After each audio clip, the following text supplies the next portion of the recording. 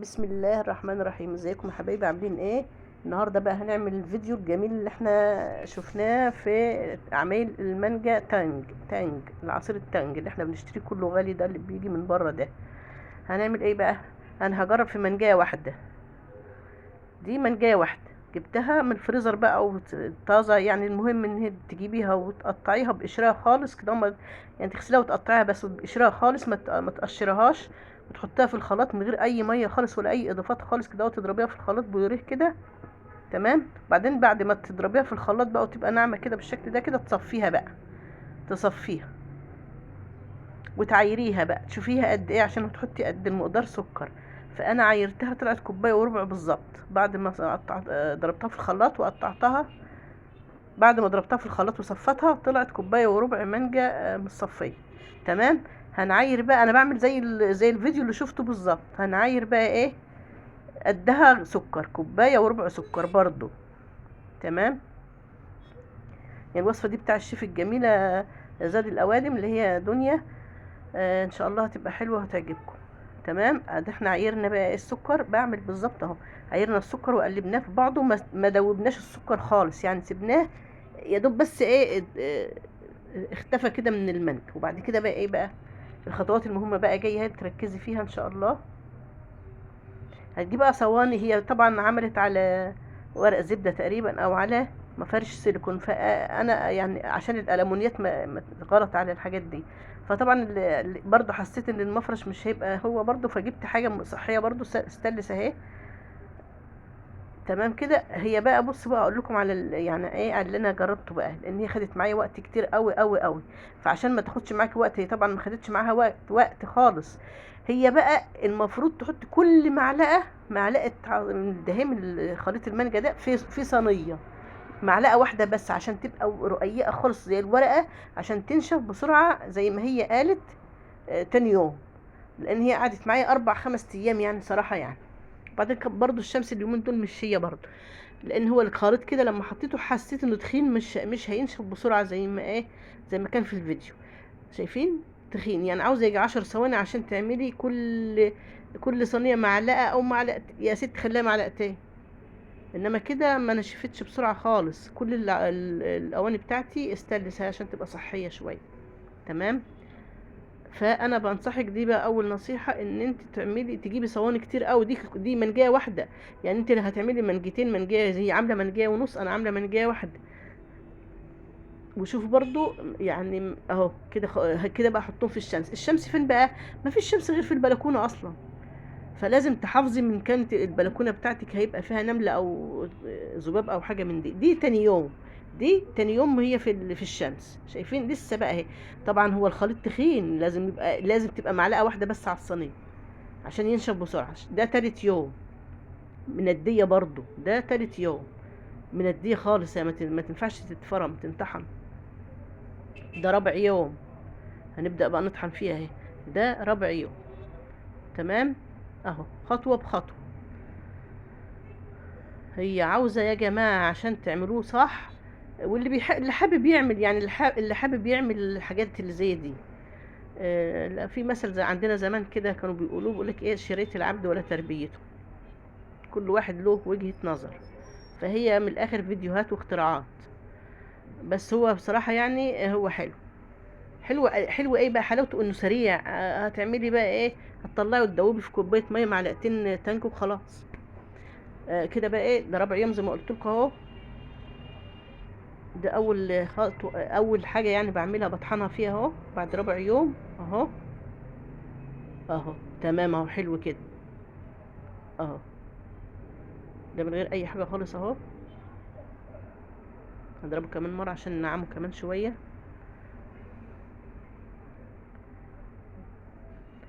يعني شايفين خطوه بخطوه. زي ما بقول لكم كده، اللي عاوز يجرب الحاجات دي يجرب.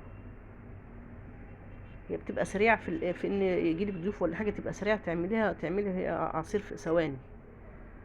اهو تمام اهو. حلو اهو.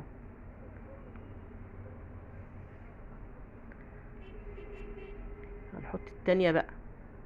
التانية بقى تحس ان هي كانت مددية شوية، ما كانش المفروض تطحن النهاردة. فطبعا انا هطحنها وهنشوف برضه هتعمل ايه. تمام.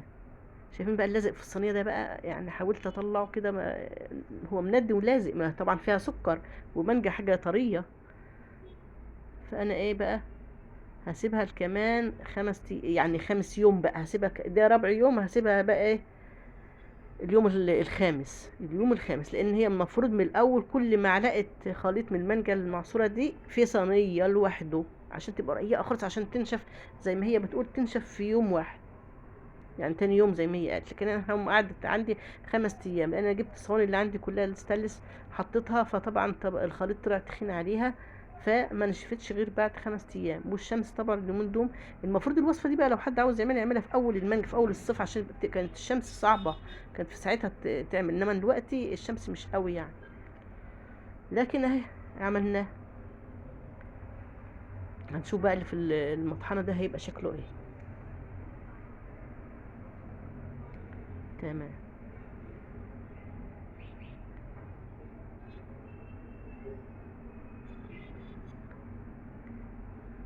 لا ده بقيت الخليط، لسه فيه لسه في حاجة هنعملها كمان، وهي بقى ديت اللي هي تبقى ايه، تاخدوا بالكم منها بقى.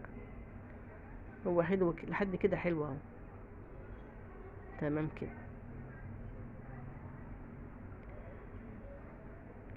هنجيب بقى ايه،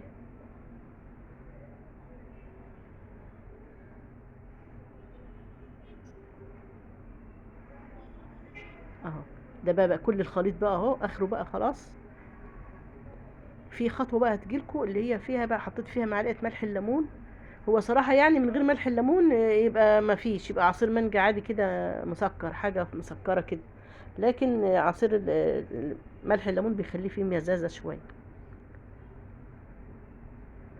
في خطوه بقى لو ما جيتش هقول لكم عليه. جيت بقى اعمل هو مندي، طبعا ما ينفعش وهو مندي خالص بعد ما حطيت فيه ملح الليمون، فاضطريت احطه في الشمس تاني لكمان يوم.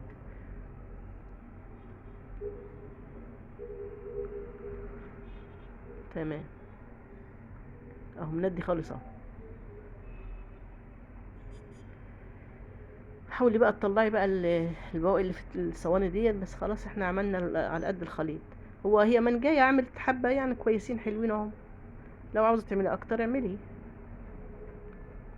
اللي حابب يعمل. انا قلت الفيديو اهو. هي دي بقى الخطوة اللي بقول لكم عليها بقى.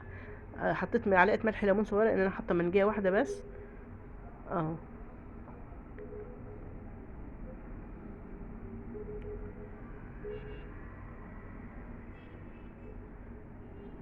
تمام.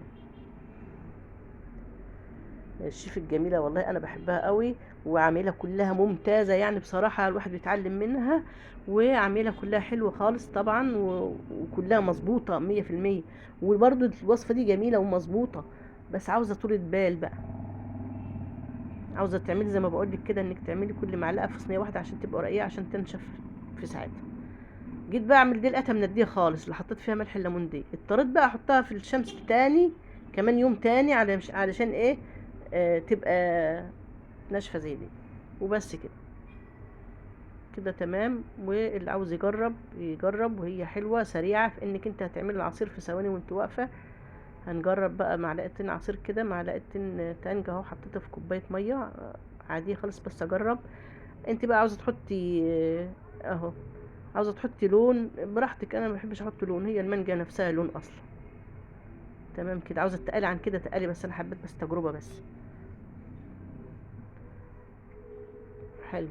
حلوه مسكر، ده قبل ما احط فيها ملح الليمون، مسكره عادي، لكن ملح الليمون بيديها مزازه فعلا زي التانج كده. وشكرا لكم لمتابعتكم الفيديو، واستنوني في الفيديو الجاي، وما تنسوش لايك واشتراك.